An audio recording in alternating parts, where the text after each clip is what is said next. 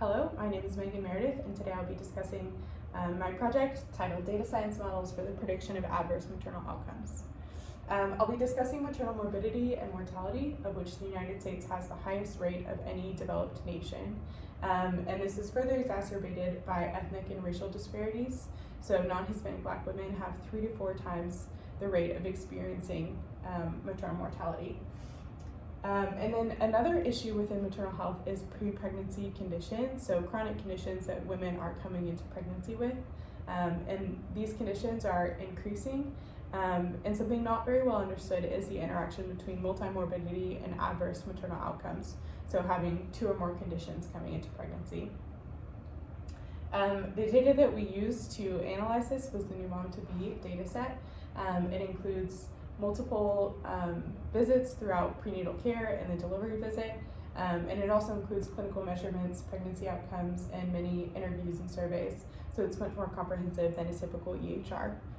So you can see here in the New Mom to Be data set, minority women do experience higher rates of adverse maternal outcomes.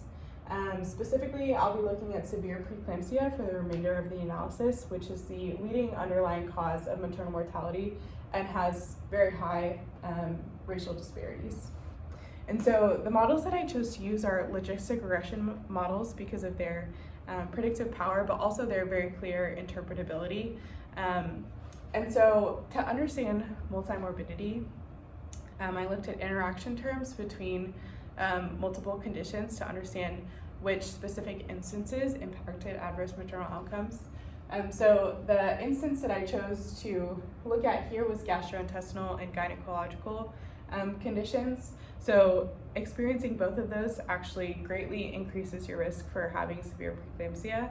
And our models through interaction terms were able to very well capture that.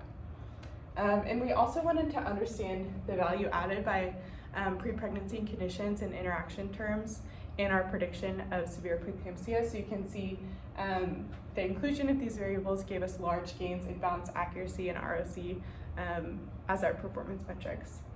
So the clinical implications here are that multimorbidity does significantly impact adverse maternal outcomes, and it's important to look at which specific instances of 2 conditions or more are causing this. So for our gastrointestinal and gynecological condition interaction, these conditions are more common in minority women and could potentially be jointly treated and identified in pregnancy to better mitigate risk for severe preeclampsia.